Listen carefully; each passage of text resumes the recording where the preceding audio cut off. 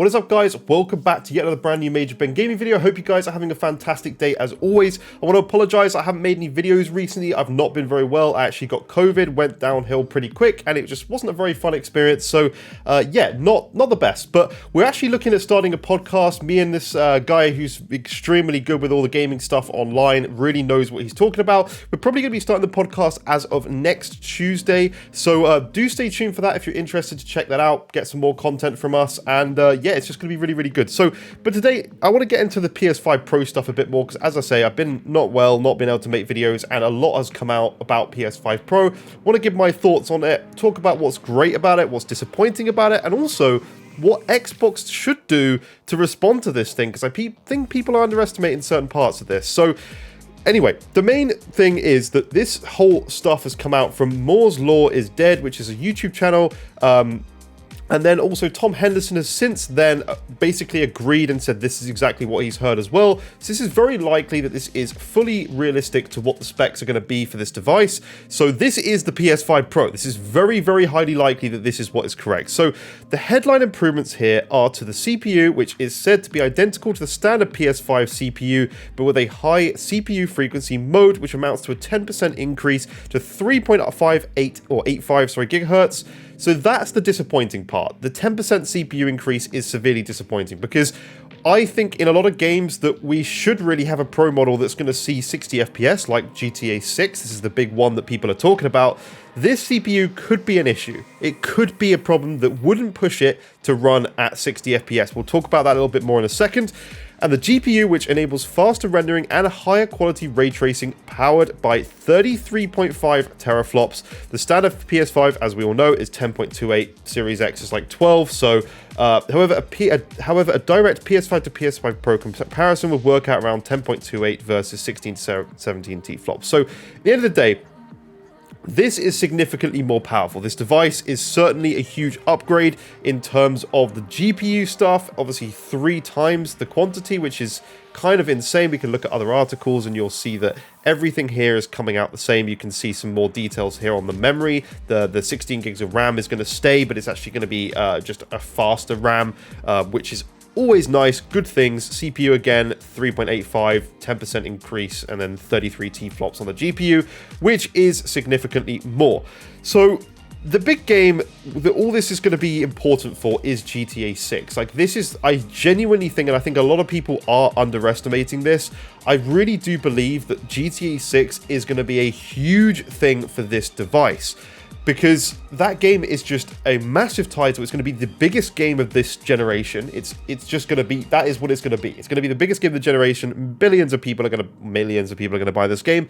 And the best platform out there for this game is going to be the PlayStation 5 Pro. Do I think this is going to be a huge system seller and the fact that the PS5 Pro is going to sell just as many as the PS5 has? No, there's a lot of people who will stick with their base PS5, and that's fine. You guys don't have to buy a PS5 Pro. Nobody's forcing you. Just because Sony's making one doesn't mean everybody has to get angry and be like annoyed that there's a PS5 Pro. It doesn't matter. People can still keep their PS5s, carry on playing. But where I do understand people's frustration is the fact, let me just switch to full screen, is the fact that Sony lied and Xbox lied. They have 4K 120 FPS on the box. They have 8K on the box in PlayStation's case, which is just utterly ridiculous. We all knew that was a load of crap right from the start. But the fact that they lied to us and told us, you know, that we're going to get this performance from the current consoles is ridiculous. And what frustrates me is that so many people just didn't think of this. And I remember I used to be a very big Xbox fan, as you'd see from my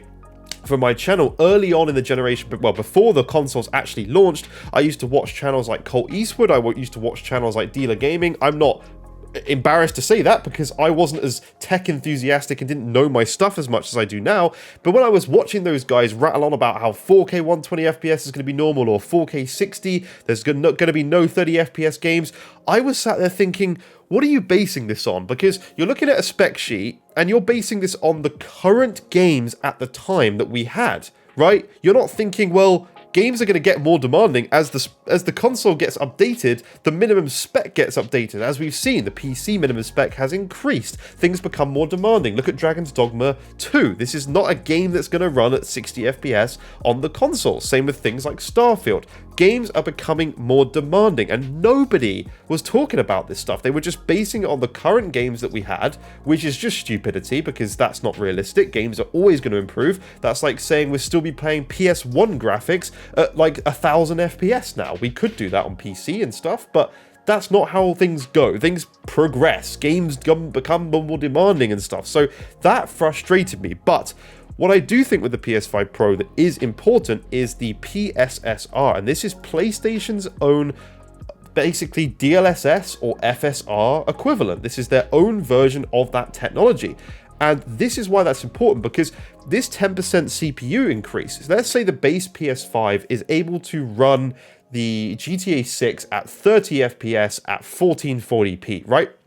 The PS5 Pro might be able to push that 30 FPS to like 40, 45, and then using this new PSSR AI upscaling, if it has stuff like frame generation, you could see that get boosted to 60 FPS. And then obviously even at a higher resolution with this 33.5 T-flops, we could get the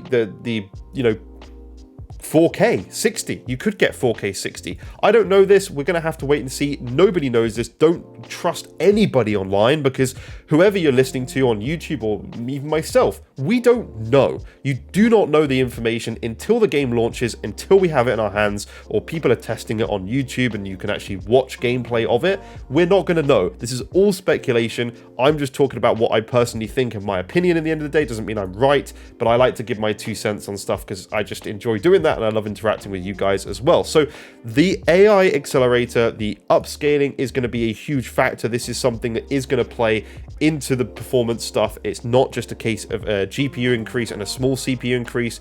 The AI upscaling with that technology and using frame generation is going to be huge. That is going to be huge. Now, and sorry, the one thing I really wanted to talk about as well in this is what should Xbox do, because Xbox has a huge chance to kind of capitalize on this right now and release a more powerful system, because they are not going to be the ones to buy for GTA 6. And as I said very early on in the video, people are underestimating the power and how many systems this could ship, having an extremely powerful console to play this game. This game is not coming to PC for at least a year, maybe more. So the best place to play GTA 6 for everybody across the planet is going to be PS5 Pro. So Xbox missing out and not doing a mid-generation refresh and a Pro model. It seems they're just going with this like cylinder kind of version of the Series X, which is great, but you should have a more powerful system coming out to compete with this. I know that you said you weren't going to,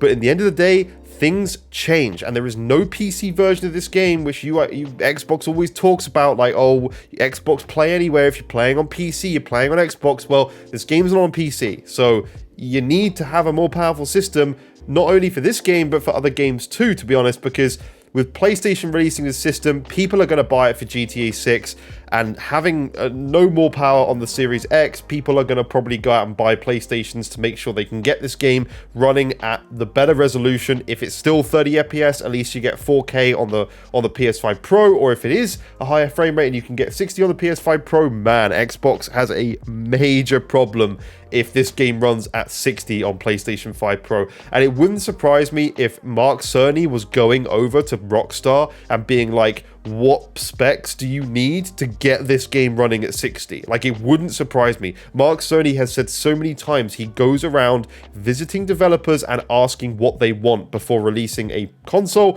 Why wouldn't he go and speak to Rockstar and find out what they would require? So who knows? We have to wait and see. As I said before in the video, this is all speculation. We do not know until we see the game in our hands and are playing it. Talking about PC equivalent, is this going to be a 4090? Absolutely not. I think what they've kind of said is going to be something like a 4070 or a 4070 Ti in terms of graphics performance, but obviously on a PC, if you had like a 4070, you're probably going to have a much better CPU than what is given here, to be honest. I think most people do. Most CPUs on PC are like going to run at like 4+ gigahertz at least, at a minimum, probably more than that. I personally have a 4090. I'm certainly going to be playing my games on PC because I just love getting that high resolution. I'm really enjoying PC gaming at the moment. Things seem to be running a little bit better on the PC side. I had a lot of disappointment early on with like bugs and glitches and stuff, but a lot of games seem to be running a little bit better. But that is what we're getting from the performance of this console. I do think this is going to be extremely powerful. We will have to see if we can get big games to run at 60 FPS. Again, it's just disappointing. And what I personally prefer and like about the PC is games like Elden Ring on PS5, for example. You're not just going to be able to take that disc and put it in a PS5 Pro and then get all the ultra settings from PC. You're going to have to wait for that dev to upgrade all this stuff, and that's the disappointing side from my point of view. I think a lot of people are going to like this. I think a lot of people are going to buy this mainly for GTA 6, but there are a lot of downsides to console gaming as always. I think it's going to be disappointing that you can't go back and upgrade games unless the developer has done that for you. And yeah, but the main thing we're going to have to wait and see is what is the price going to be of this thing. It probably is going to be like $450, $500 or something like that. It's probably just going to be a similar price to the existing PS5 model. I'm talking UK price. I don't know American stuff, but UK price, I reckon that's where it's going to be about. I don't think it's going to be ridiculously overpriced like some people think. Some people I've seen saying like £700 or £600. I don't think it's going to be that. I think they're going to be competitive with it. They want to sell this thing at the end of the day. And yeah, that's all I've got for you guys today. Leave a like, subscribe, and I'll see you in future videos. Bye-bye for now.